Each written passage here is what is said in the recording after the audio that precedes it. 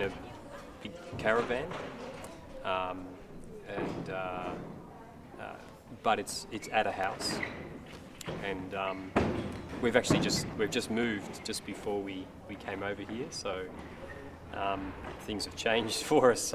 We've still got to set things up, but you know, we try to eat quite well, and we try to I guess have a small footprint, have a low impact on our environment.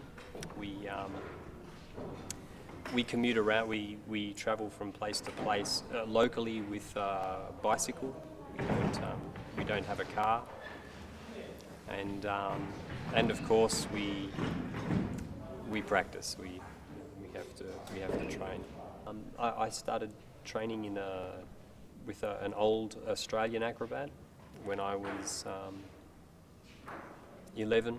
I think I was 11 years old, and I was a part of a children's circus, a small children's circus, and quite early I decided that that's what I wanted to do, and then I started to do performances, not just in the children's circus, but outside of that when I was 14 or 15, and then a very big influence on me was when I was 18 or 19. I met an older Russian acrobat, and he became my master, and so then I trained very seriously with him as my mentor for quite some time. I just started doing acrobatics when I was about 20, and then when I was 25 I took up trapeze, and I was a swinging trapeze artist for a long time. I've given that up in the last couple of years, but yeah, that's my training. I started as an adult. Well, of course we have, some principles. In fact, we have a lot of ideas about what's the right thing to do. But in this show, we kind of laugh about the fact that we think we know what's right, and that we reckon we know what everyone else should be doing, and we have a bit of a laugh about being these kind of people who have strong ideas, who want to get everyone else to think the same way as us. So yeah, we do have principles, but in the context of this show, we sort of laugh about that fact that we are out there trying to tell people what to do. We do believe in the things that we're representing in the show. We truly do believe them, but we recognise that it's funny that we're telling other people that they should believe them. But we do believe that they should believe them. It's just that we know that it's a bit wrong to think that you know what's best for other people. If you sort of had these same two characters, they are very similar to like evangelists, but the values are on a different spectrum.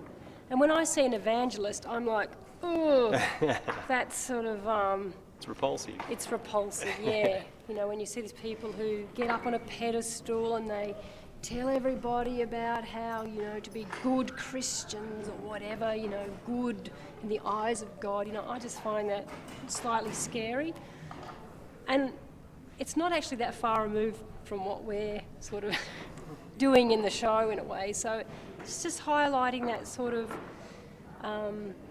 dangerous territory you can go in, I guess, where, when you're telling people what to do, it could be positive, but it could possibly be negative as well. You need to take care. And you've got to take care of who you listen to. When we're at home, we don't want to drive a car and make the pollution that we make when we drive a car, because we believe that it's just as easy and actually more beneficial for us physically to ride our bicycle than it is to drive a car.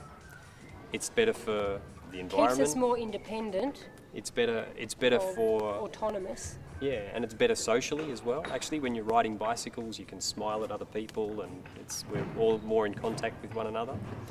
So we do that, but then So we kind of maybe feel good about the fact that we're not wasting a fuel resource and creating more carbon into the atmosphere from using a vehicle. But then we hop on an aeroplane and we come over to Brazil to do the performance, and that's a whole lot of fuel that's used to transport us. So again, it's a dichotomy. I personally like it if after we did our show everybody turned around and went, we're not going to put up with greed anymore. But I know that's not going to happen. But maybe it will.